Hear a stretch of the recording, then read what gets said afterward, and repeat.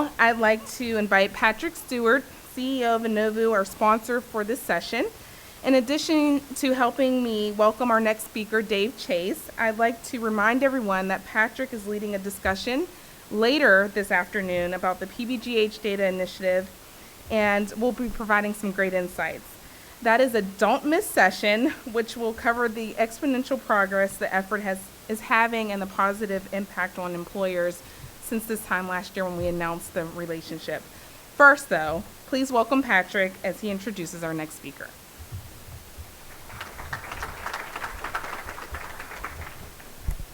Good morning.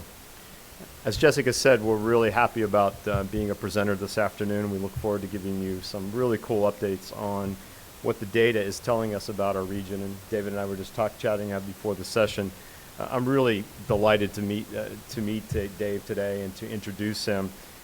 Dave is the managing partner at HF Quad AIM Fund. So yes, Dave is a venture capitalist, so don't boo him for that.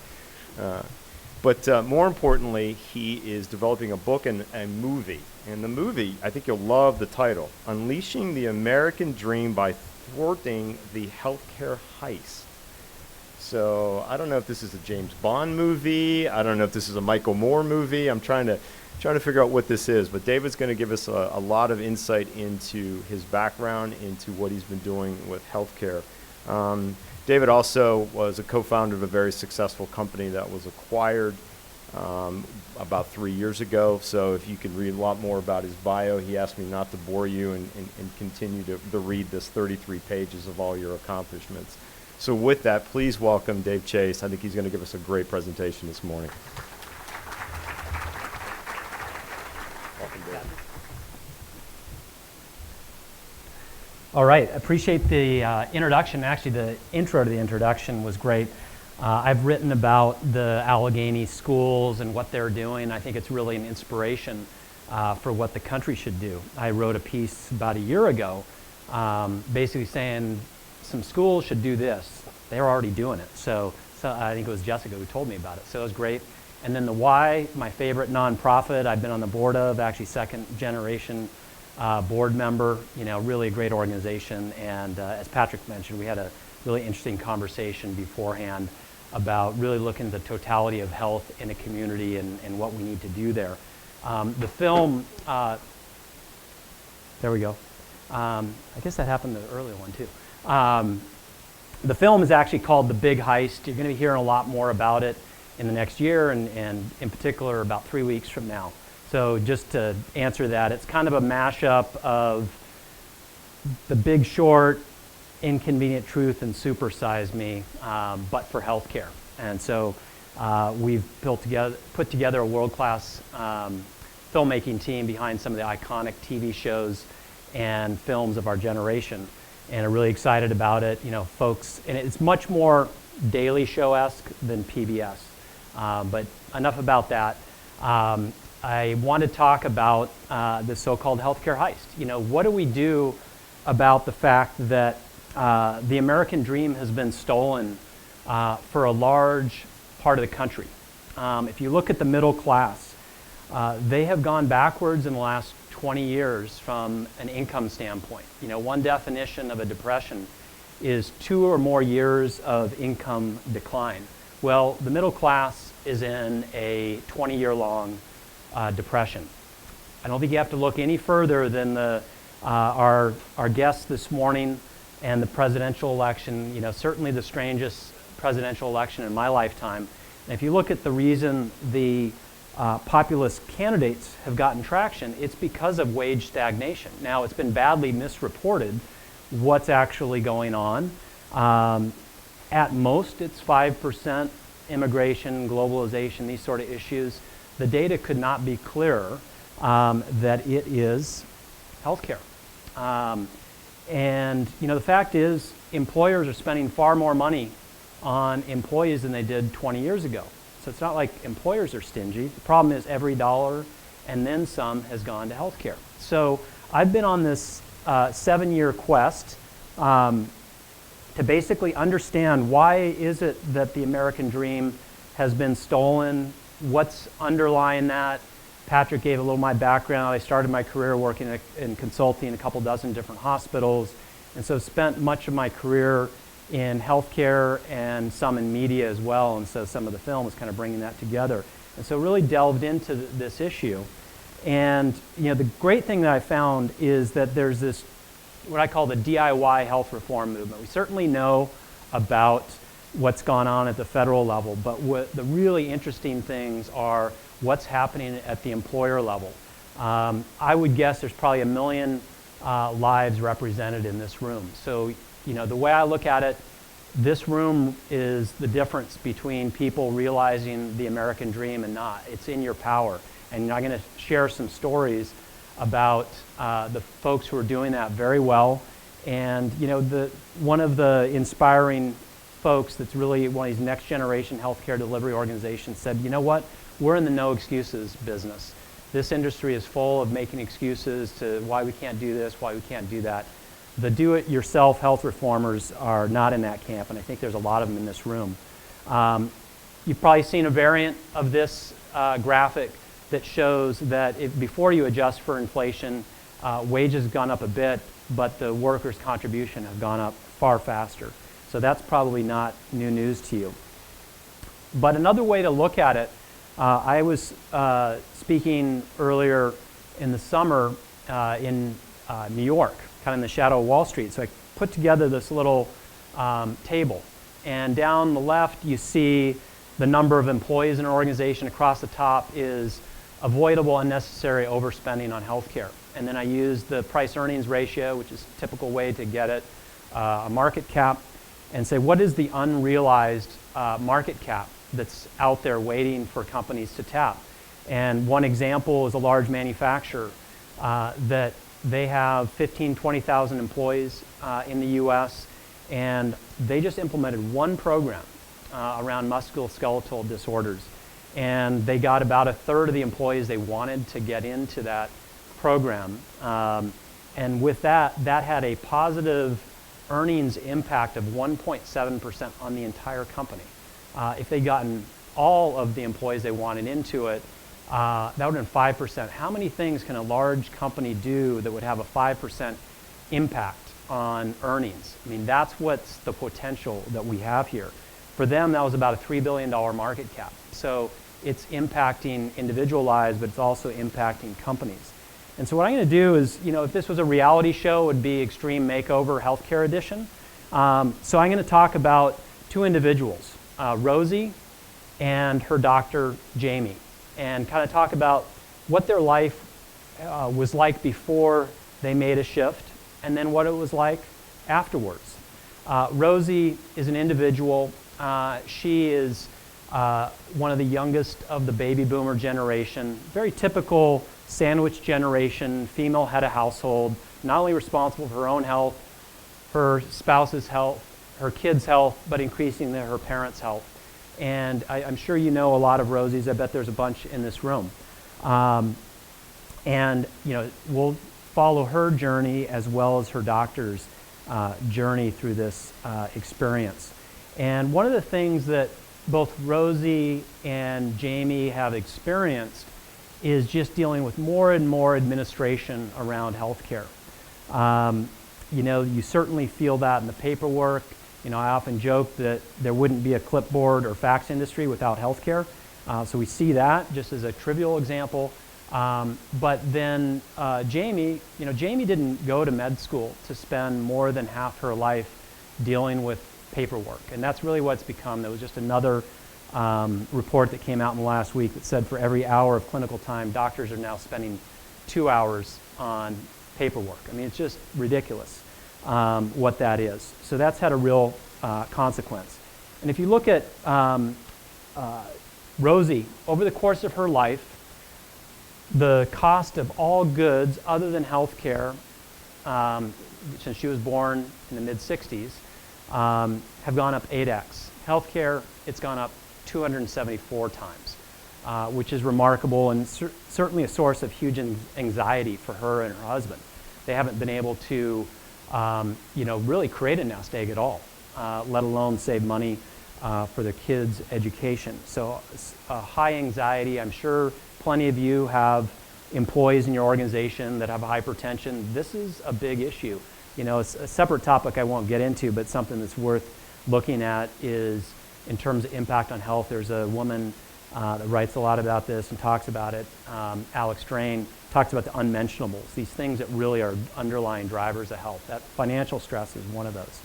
And if you took Rosie and look at the start of her career, which was 30 years ago, and had healthcare inflation grown at the rate of regular inflation versus actually what happened with the hyperinflation of healthcare, and you invested that money just into a simple S&P index fund, that typical American household would have $1 million in their retirement account.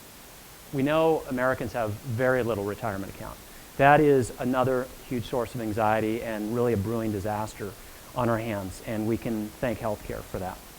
And if you extend this, just at a personal level, Rosie, she finds herself increasingly running fundraisers at her children's school for things that, certainly when I was in school, were paid for by taxes. When our booster club, did some fundraisers, it might be to send the band to some parade or something. It wasn't core school programs. And this is data from Massachusetts. It could be just about any data. It's pretty much a zero-sum game. States can only increase taxes so much. And so you see, in the case of Massachusetts, how much healthcare spending has gone up. The money's got to come from somewhere. And you see things like education, public health. Almost all these are social determinants of health.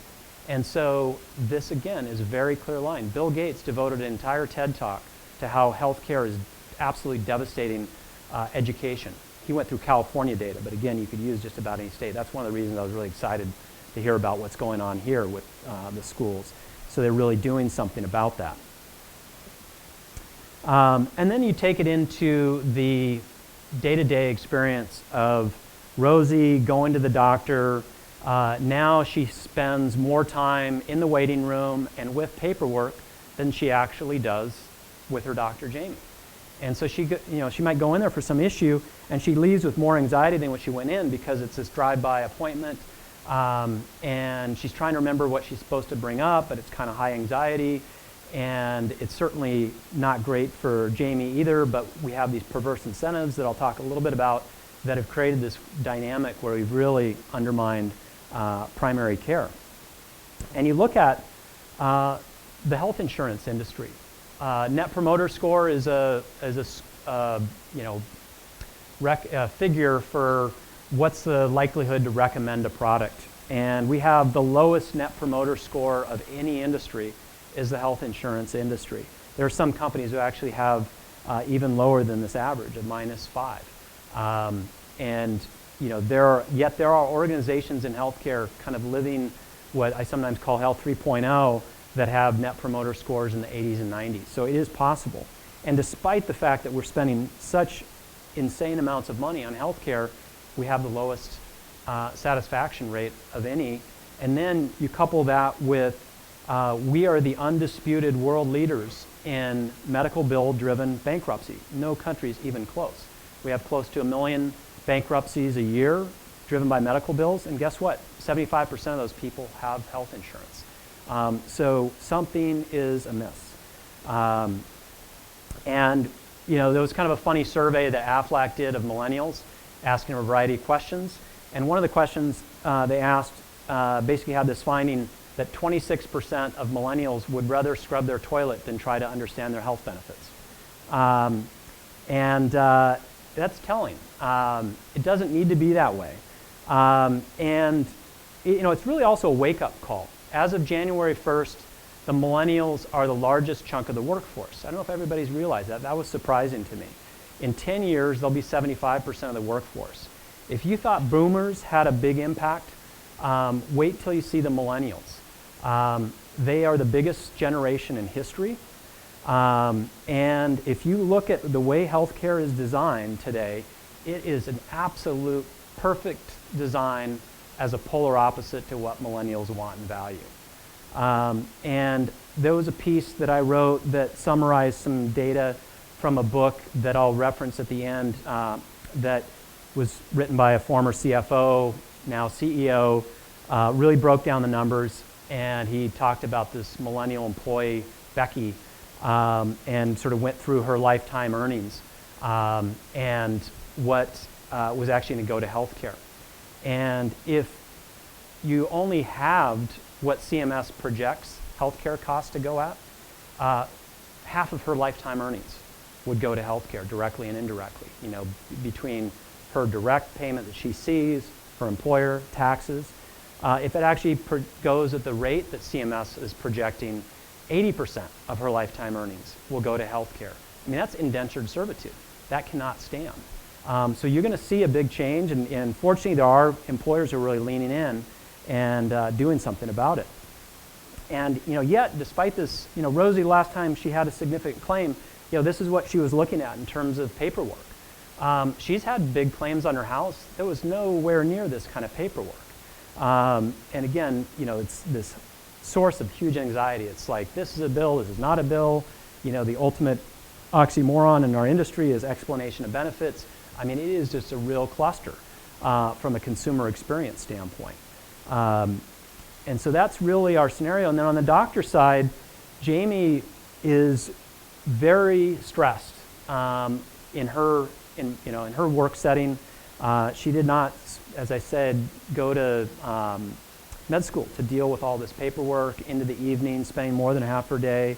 She's not surprised when she sees data that more than half her colleagues have burnout symptoms. Now doctors have the highest rate of suicide of any profession. And then at an individual level, she has a lot of anxiety about the fact that the things that her patients are coming in for, she has not received training. She doesn't have time. There are things like lifestyle. There are things like behavioral health, mental health issues.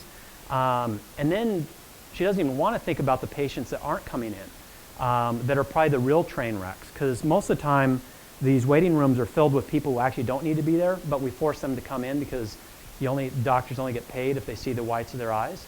And so it's created this real mess. And so, the other thing, another way of looking at this, Jamie is in an industry and a profession that has these perverse set of incentives that basically hospital CEOs really shouldn't be getting the way the incentives have been, masters in public health. They should be going to the same school that the general manager of the hotel went to, because they've had these perverse incentives to fill beds. And in any rational context, a hospitalization with very few exceptions is a failure. It's a breakdown. Something was not caught earlier. But we've rewarded that. When you look at places where which is most of the rest of the world, where they don't incentivize that, they've been able to dramatically change that. And the reason I have this image up here is if you look at, depending on what figure you believe, the third leading cause of death in this country is preventable medical errors. And we fill either every year or every 2 years an entire Arlington National Cemetery with preventable medical deaths. That is a disaster. And just as bad is if you look at preventable medical, serious medical harm. We have 4 million cases a year, 10,000 a day, of serious medical harm. If you've ever had a loved one in a hospital, you know you need to stay there to kind of defend against often what can happen. If you compare that to World War II, the entire World War II for the U.S., we had 1 million casualties. This is sort of the medical equivalent of casualties or preventable medical harm, or I think of it as friendly fire. And if you look at friendly fire, that is not because of bad soldiers. That's because of bad design and bad leadership. And that's really what we've had. And look, folks, we have gone to war for far, far less than what healthcare is doing to the country. Make no mistake about it. And that really has woken me up as I've peeled back this and why I'm so focused in on this. And I have the healthcare cost beast here. And I call this cost beast Preservazilla, because This beast likes nothing more than to protect the status quo and preserve the status quo, which is why I call them Preservazilla. They'll have you believe that fixing healthcare is like fixing Middle East peace or something like that. Most people, you ask them about healthcare that aren't in it, and they're like, oh God, it's like such a big problem. They'd like it fixed, but it seems hopeless, out of their control, too big, which is not true.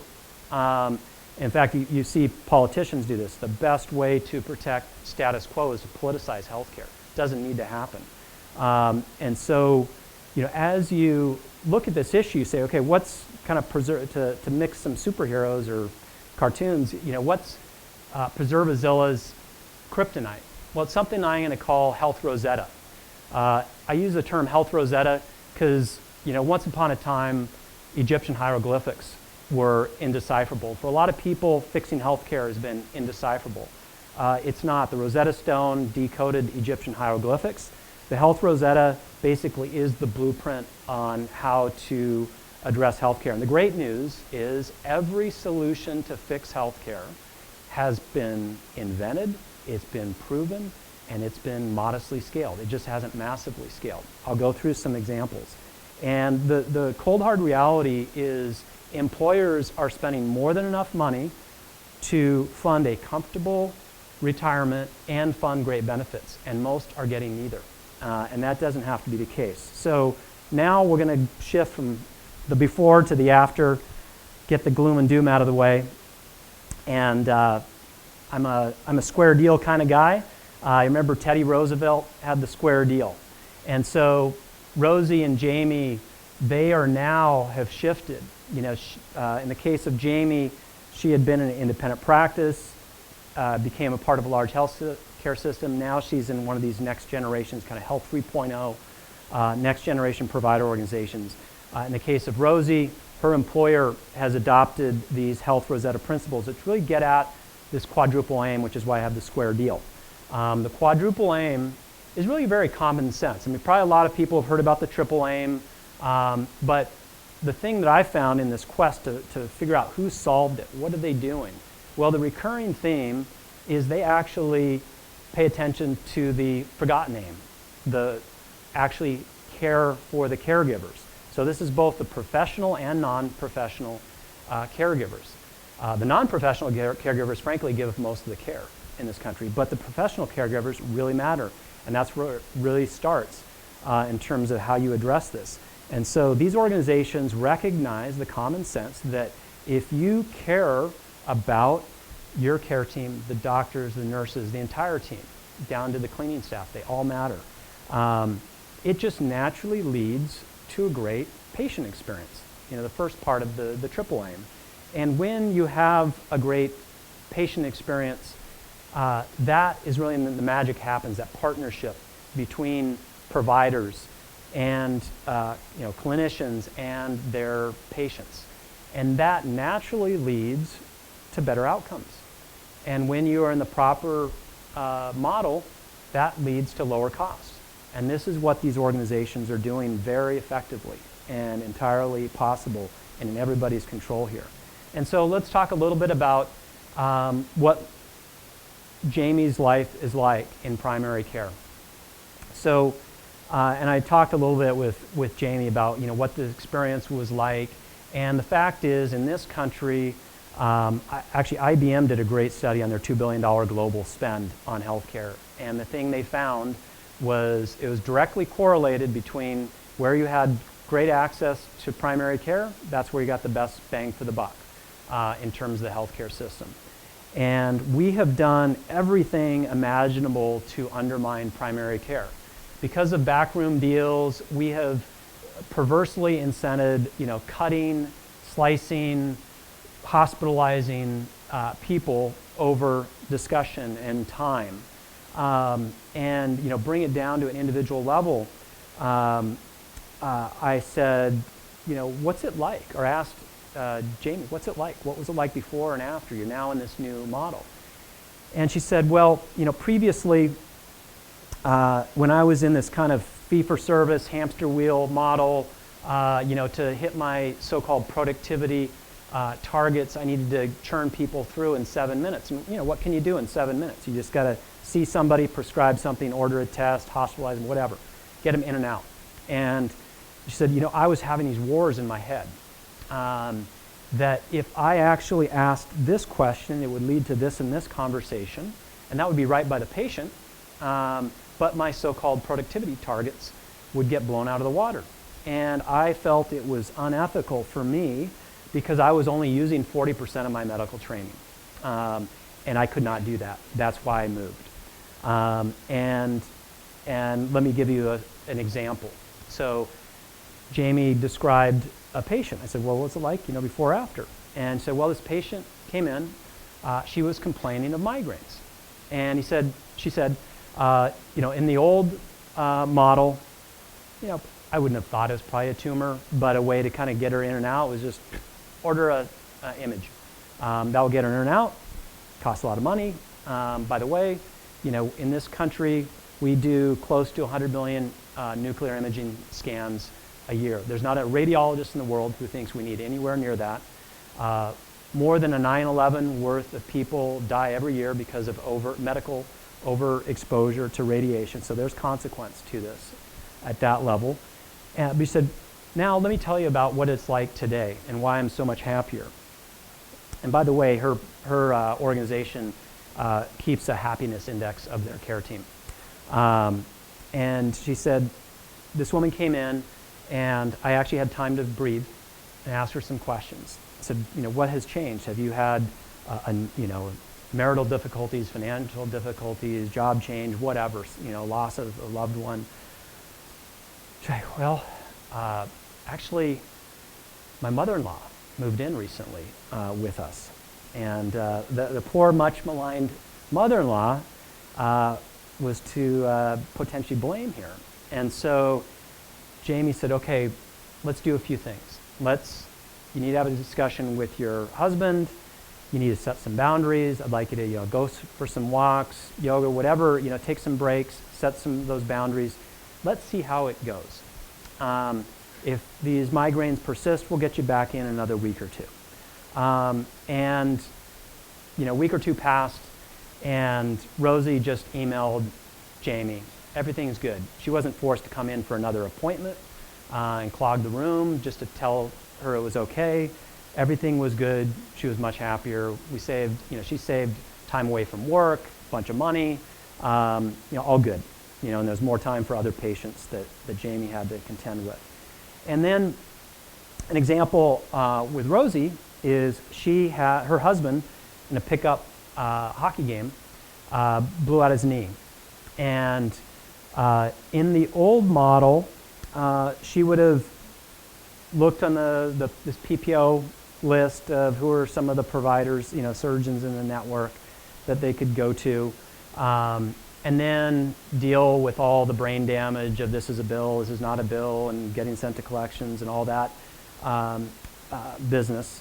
But her employer had actually shifted to one of the components of the Health Rosetta is something I would call a transparent medical market. And basically, they're doing actually what a lot of the smart employers are doing. They're making good choices free or near free, and they're making bad choices expensive. And so in this case, because she went to the right one, and we'll talk a little bit more about how this worked, it was literally no out-of-pocket cost for that employee. And I had lunch with the HR director for Rosie last November, and they had adopted this. They're actually spending 30% less per capita as an employer on healthcare, basically a combination of this transparent medical market and a on-site clinic. It's really the drivers there. And I wanted to hear, how did they do that? And they had removed what they call pricing failure, the difference between the so-called PPO discount and a market clearing price that the providers are pleased with. And they'd removed 97% of that pricing failure. But the thing that was really memorable about that conversation is he said, let me tell you about something. This is the HR director talking.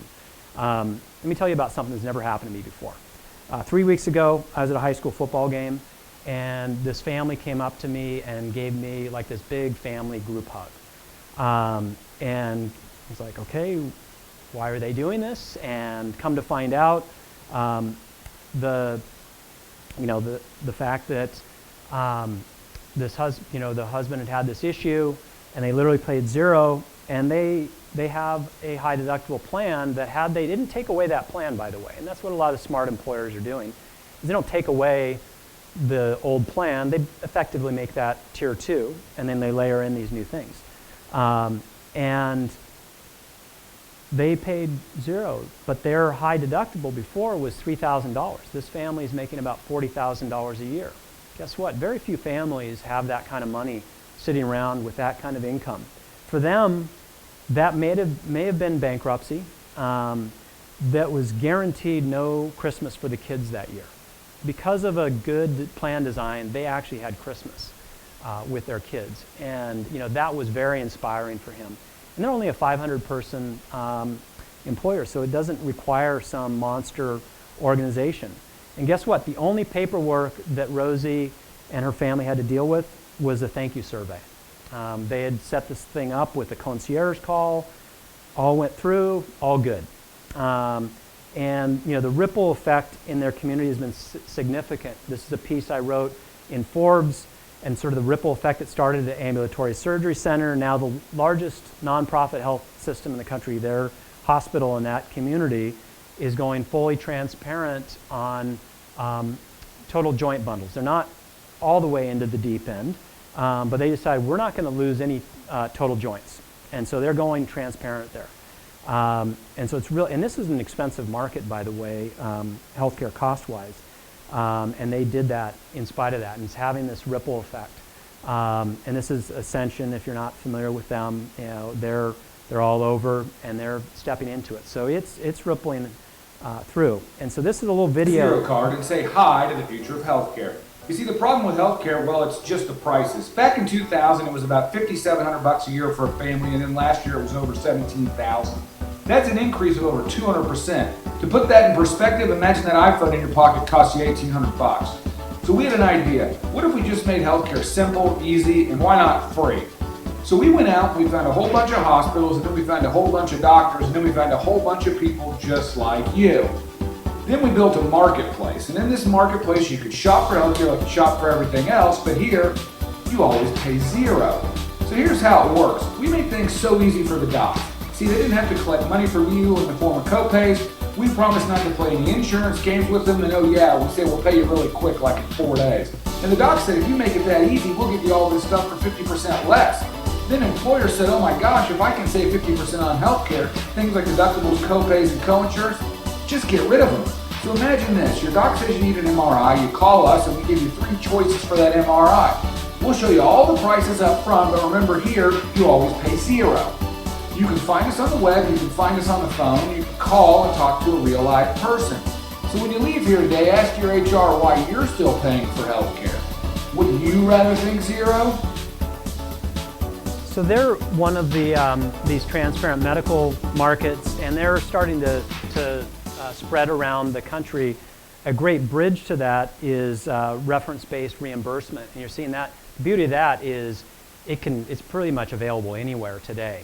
Whereas here you actually have to have the deals with specific providers who agree to do that. And I've sat in on a bunch of those meetings just to better understand, the provider response on that. And they've been very pleased with how that's been working for them. And you start to see this is in Oklahoma, there's a large surgical hospital there that actually 70% of their revenue now is completely outside of the traditional claims processing system. And so, getting back to Jamie a little bit and what it means for Jamie now, she's got a chance to breathe, have conversations. She actually is part of a team. And the team includes people that have the time and the training, like health coaches and dietitians and nurses and so on, and behavioral health people that actually she works in a team with. And it makes a huge difference. And I put my family where my mouth is. This particular organization is in the community where my parents are, and they've basically been in every imaginable setting, but one of their plans is a Medicare Advantage program. And trust me, it's not easy to get an 80 and 82-year-old to change their doctor and their plan. And all the more because my mom's a retired teacher and she had a so-called rich retirement plan that covered Medigap and some stuff. But rich doesn't mean good. That's an important point. And when I got them to switch, it wasn't quite 2 years ago, the C's were relatively calm in terms of their health.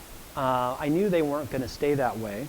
And so, their maniacal son, we just kept coming at him. And I was almost ready to throw up the white flag, honestly. And in part because my dad had just gotten diagnosed with Parkinson's. So that was, hitting them pretty hard.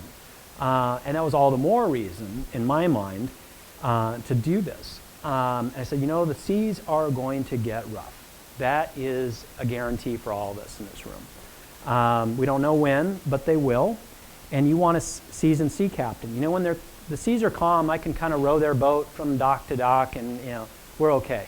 But frankly, the healthcare system is a disaster. You're on your own, flailing around.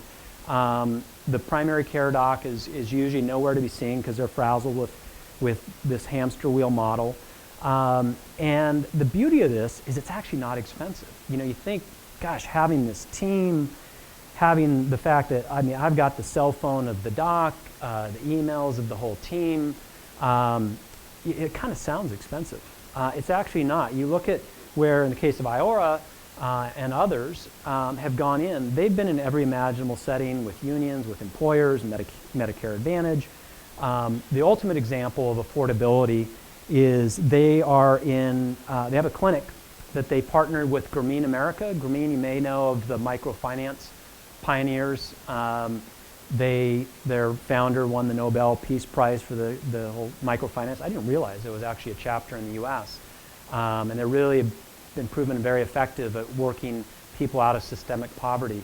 Well, it turns out the second biggest thing after not having a good source of income that keeps people in systemic poverty is healthcare. So they partnered with Iora in this case to open a clinic in Jackson Heights in Queens, and really melting pot of America. And they are specifically targeting one group that was not addressed by Obamacare, the undocumented and low-income individuals. And the amazing thing here is these women, largely it's Latinas, are paying out of their own pocket just over $1 a day, $10 a week, for primary care that is better than what 99% of Americans, rich or poor, get. And that's possible at that price point. So this is not expensive. It's just smart and it's right. And as I said, I put my family where my mouth is, actually working in the community I live in with one of the practices to shift them into this type of model. One of the things that's grown a lot are these health sharing ministries that they're partnering with some of these direct primary care organizations. They're taking off. And so, it's fun to see this transition.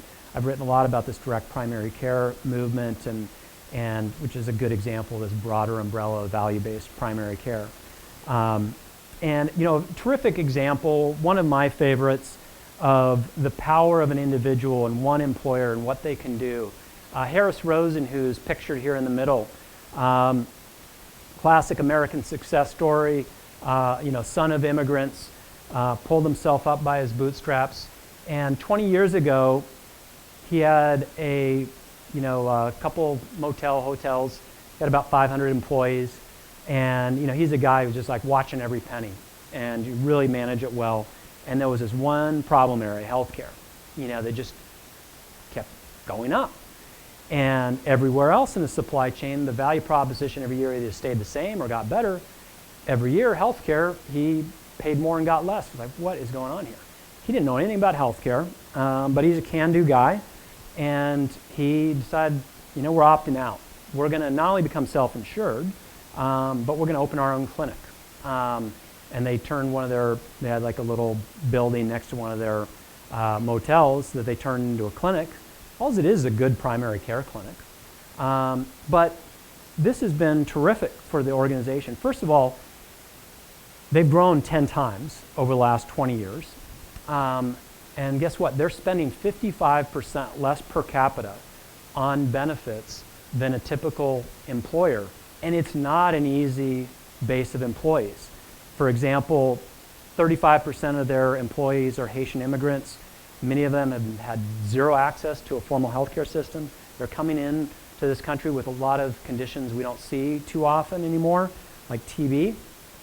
And as a data point, 56% of their pregnancies are classified high risk because of that and just typical things we see here. So we all know that can be a budget buster, but they've been diligent about putting in these programs, like in the case of maternity, this nice warm embrace that's great for the baby, great for the mom, and by the way, it's great for the bottom line as well. And they have also, basically, they've taken the money that would have been squandered in healthcare and they've reinvested in their people. Their benefits package is like no other I've seen. They pay, not only have these great health benefits, by the way, one of the obstacles to primary care they found was, these are hourly workers, and it was basically food off their table if they took time to go to a doctor's appointment. And so they said, you're going on the clock, we'll transport you there if you need to. During this time, like I said, the business grew. They didn't have to take on the level of debt. But then one of the benefits that's amazing is they fund their employees' college education, if it's in-state and public. And they don't stop there. They fund their employees' kids' college education. In fact, after fewer years of service. I think it's 5 years for the employees, 3 years for the employees' kids. And not surprisingly, their turnover is like 1/6 of their industry peers. And I mean, if that wasn't amazing enough, they've taken these dollars that would have been squandered in healthcare and invested in their community. They adopted a nearby crime-ridden neighborhood. And they started by funding daycare, then pre-K, then after-school programs. Now they've funded 450 college educations. During that time, crime went down 67%. High school graduation rate went from 45% to nearly 100%. And the entire investment for that over the 15, 20 years they've been doing that was $11 million. Every year they save about $10 million relative to their peers. So it's not expensive. It's great for their community. He's a terrific individual. But again, what they've done, people are like, oh, they must be one of a kind. It's like, well, they're only one of a kind because they've been doing a fairly long period of time, and they're getting the benefit of compound interest in terms of savings. But it's basically good primary care, and they've been diligent about the way they do pharmacy, and they partner with some local health systems on some things. But it's really not rocket science. It's basically what I'm calling Health Rosetta. So it's entirely doable, and what an incredible impact that he's had and they've had in that community. And so, as I wrap up, I think it should be very clear there is no greater immediate threat to our country than our status quo healthcare system. You have a lot of power in this room, and don't let anybody tell you otherwise. So I'd really, take a look at the folks like the faith-based organization in the Midwest and, the manufacturer I told you, join them in Oklahoma, the city of Kirkland, which is in the Pacific Northwest. I wrote a piece about them. The headline was something to the extent of the best way to slash healthcare costs is to improve benefits, and that's what they've done. So it's entirely possible. It's in your power. Really, all you need is will and a great benefits consultant. And that's a really exciting area. I'm working with a lot of forward-looking benefits consultants, and there's this transition that's going on right now, sort of like stockbrokers to wealth advisors. I was initially kind of surprised. It's like I was finding this stuff in my spare time. I was, running a company, as Patrick mentioned, pretty busy finding these solutions. It's not that hard to find them. I was like, geez, why? I was asking some of these benefits consultants who were telling me, it's like, why do people not know about this? It wasn't that hard to find. And he said, well, the operative word is broker. You think about what happened with stockbrokers. Once upon a time, stockbrokers just wanted transactions. They wanted to broker stuff. And they didn't want you to totally lose your shorts, but they really weren't incentivized properly. And then they pretty much went the way of the dodo bird, And we now have wealth advisors, financial advisors, where interests are aligned. And that's what we're seeing happen. The forward-looking benefits professionals realize there's a real opportunity because they can be ahead of the curve vis-a-vis their peers to work with organizations. There's a lot of resources. We're making more available. Other people are. I know Craig Lack is on the agenda. He's got some great insights. So there's some terrific resources out there. And so, I'd really just ask you to join this movement. We're calling it the Health 3.0 movement. Join. I mean, it's regular doctors, benefits leaders, you name it, who are a part of this. It's not any special people. It's just everyday people who are willing to step out, do something a little different. And, I really believe this is the challenge of our generation. And there's an opportunity to be really proud, and talk with your grandchildren about how you change this and really be on the right side of history because it's that significant. And so with that, I wrap up with just some resources, a couple books that if you only read 2 books, these would be the 2 that I would read. Unaccountable by a Johns Hopkins doc that's a terrific read. Catastrophic Care, which I alluded to earlier, that really comes at the financial side of this. I have some links to some of these things in this article. They have 7 Habits of Highly Effective Benefits Professionals with a tip of the hat to Stephen Covey. Happy to have any of you reach out to me. I'm basically Chase Dave on everything, Gmail, Twitter, LinkedIn. Don't do Dave Chase. That's some poor guy who is the music director for Burberry in the UK, gets my tweets. He's way cooler than me, and I always apologize to him for that. And also, I'm happy to use me in some CEO meeting. You want to have that, because here's the thing. There's this incredible opportunity. Unfortunately, a lot of you have been put in this position that's unique in your company, where everybody else, annual budget cycle, they get to talk about how the value proposition is improving for their area. And unfortunately, in benefits, it's typically what I was alluding to earlier. It's, how are we going to pay more and get less? This is an opportunity, very few times, where you can actually have a material impact on the company and the employees. And I do recognize if the CEO doesn't have your back, you can't do this. And that's really the recurring theme, is the CEO, or certainly at least the CFO or CEO, they need to be on board. They need to understand. And I'm seeing this tipping point. I just heard another conversation shared with me by the benefits consultant that's really done some great work. And he's like, I was beating my head against the wall for years with this benefits leader inside the company. And she was very risk averse. And all of a sudden, they're doing all these things. And he went back and he asked what happened.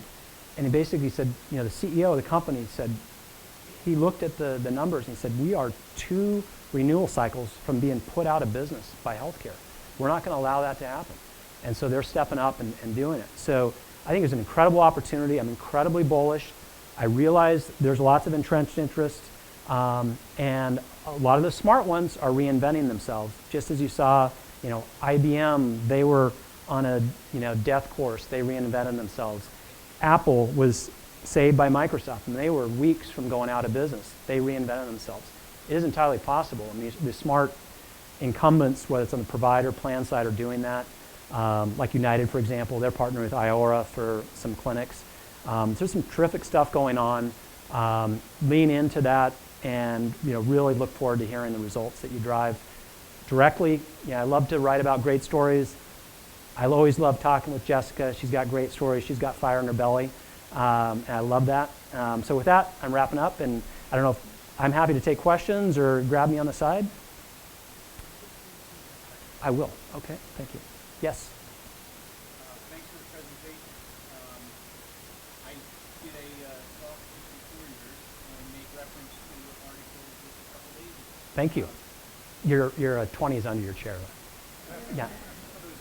Yeah. I was curious, talking about the CEO's market and the model and how effective it is. Yes. On that, very comprehensive work.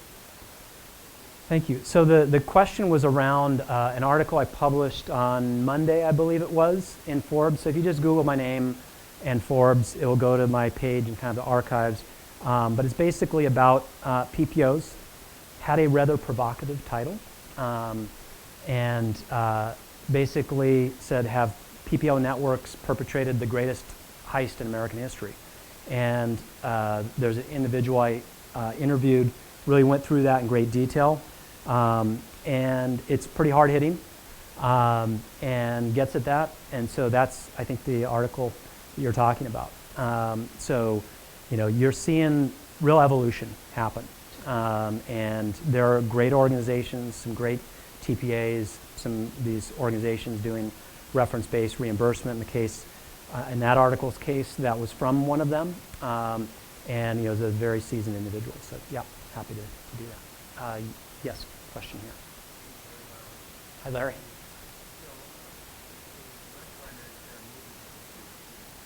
Yep.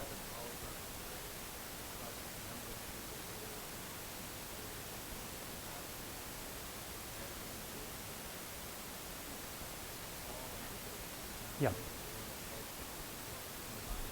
Yep.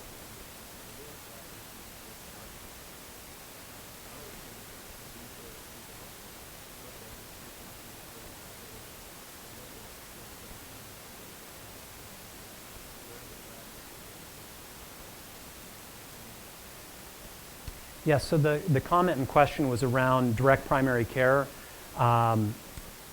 There's a site called dpcare.org, dpccare.org.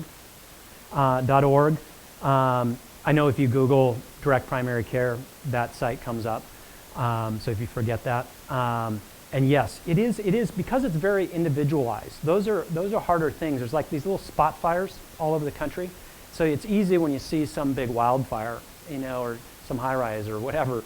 But yeah, it is exploding right now, and employers are driving that to some extent. They could drive it to a large extent, but it's frankly the Jamies of the world. These docs who don't want to leave medicine but feel like they have no choice. And you know, I called. I don't think anybody's written more about direct primary care than I have, at least going back to the furthest. Wrote the seminal paper on it. That you can pull off of off of my LinkedIn page, but also on the California Healthcare Foundation. So you know, I don't have any dog in that fight. I was just on this little scavenger hunt to find who's figured it out. And you know, previously being a tech entrepreneur, you know, what's a tech company but a bet on how the future is going to unfold? And I was like, who's already there yet? And so I really felt strongly direct primary care was a microcosm of where the market overall was going to go. And so as an entrepreneur, I really wanted to understand that. And that's now I'm on the investing side. I want to invest in these companies. We are the first fund that I know of, venture fund, that this dynamics happen in almost every other industry, where we're actually explicitly investing in deflationary economics.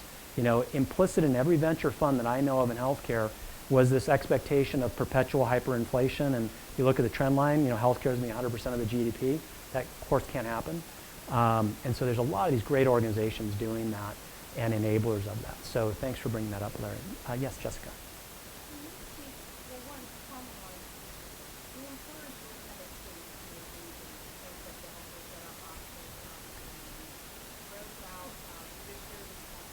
Yep.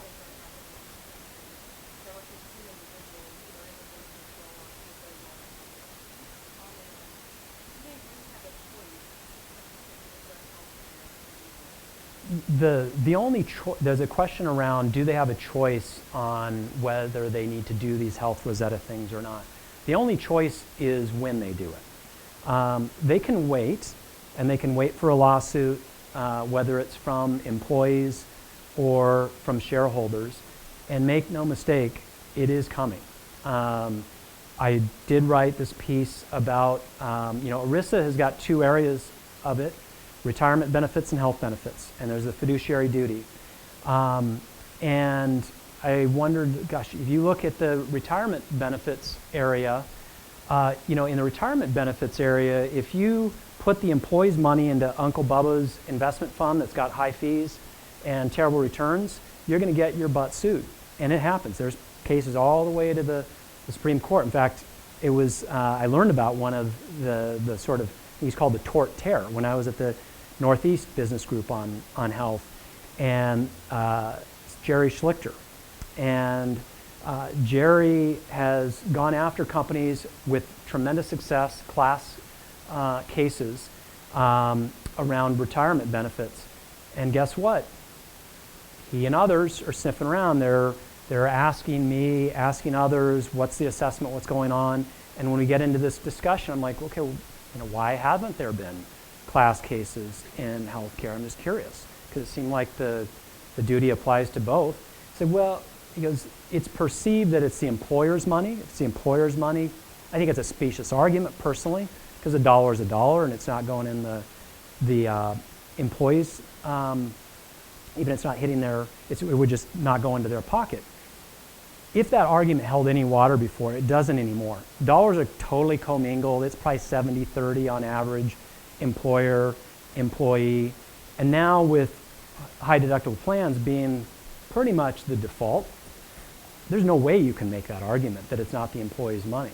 So it's just these guys, the way the class guys work is they're like the entrepreneurs of the legal profession. They gather their data and then they find attractive targets to go after. So it's usually big employers. And so there's that going on.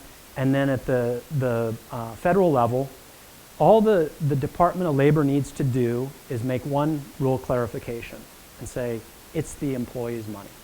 And I believe if they make, whether it happens when the class action suits happen or the department makes that clarification, I think that will have a bigger impact than Obamacare. I think it's that big. And so there's the opportunity to get ahead of that or be on the receiving end. And you see cases like GAP that the HR director is the defendant on these ERISA cases over frankly, some obscure things that aren't the biggest part of the problem. But along with the plan in failure of fiduciary duty. And so that is motivating some people. No company wants to, be in the crosshairs of those kind of suits. So if there was any doubt, that should be shed. I have and frankly, the film is going to raise visibility about this. If we have the level of success that we're building, this will no longer be a secret. You had a quote from somebody, guys, like, this is just like The Big Short. It's hiding in plain sight. And nobody did anything. And I think it's the crime of the century. It's got to be told. And so there's a lot of us who just see incredible potential and incredible things out of this industry. The smartest, most compassionate, devoted, gratification-delaying people I knew went into healthcare. And I look at 99% of the people I know in healthcare, at least, went in it for all the right reasons, but they're in a broken system. And so that's the people who are breaking out. Like, no, I didn't go into this to bankrupt my neighbor. I did this to make a difference in people's lives, and that's the opportunity. So you can tell I'm passionate about it, and it's really an incredible opportunity. You could look at it negatively, a threat. Certainly there's going to be change. $1 trillion of annual revenues in the industry is expected to shift from one set of players to another. That means big winners, big losers. We're certainly leaning in on the winners from an investment perspective. There's a bunch of companies doing great work. As I mentioned, Patrick and I had a great conversation earlier, and I was like, communities need to look at the totality of health. Clinical care only drives 20% outcomes. 40% are driven by social and economic factors, 30% health behaviors, 10% physical environment. These are things that local governments, local leaders have a huge impact on, and we should score. Is Pittsburgh on a 1 to 100 scale, or are they a 30? Are they a 70? Economic development 2.0 is going to be about playing the healthcare card, not the old game of throw some tax breaks, because you could throw every tax break in the book at a company, and it will get washed away if you're a high value or low value community. And companies like IBM are already making decisions where they locate based on that kind of information.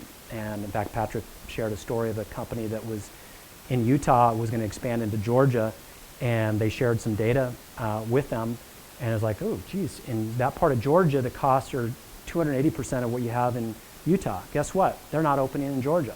So that's a very different dynamic. That's not the way economic development people thought. My dad actually spent a lot of his career there, so I'm pretty familiar with that. So I'm a congenital optimist. I'm a lean in, go forward. I think there's an incredible opportunity. So I'll get off my soapbox. Yeah. Other questions? Yes.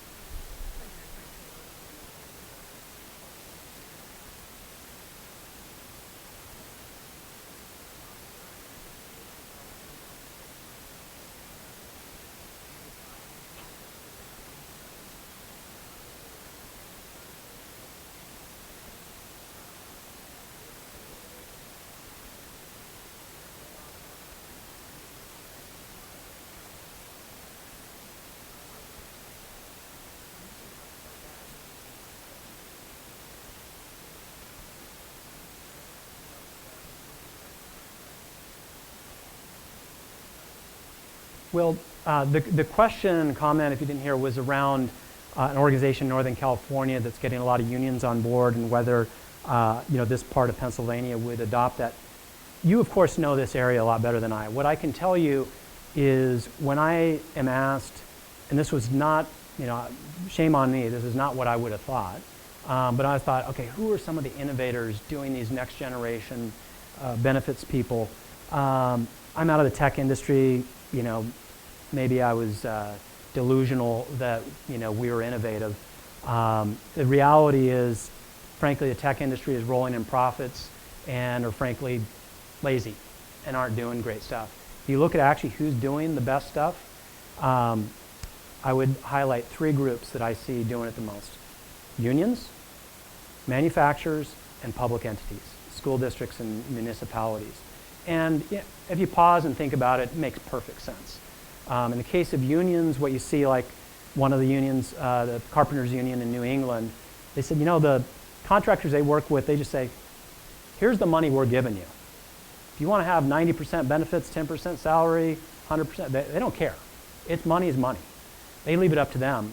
And so they just basically, I asked them, well, gosh, how have you done this? And he said, well, we had an adult conversation with our union members. We said, who in the room would like to have no more raises the rest of their career?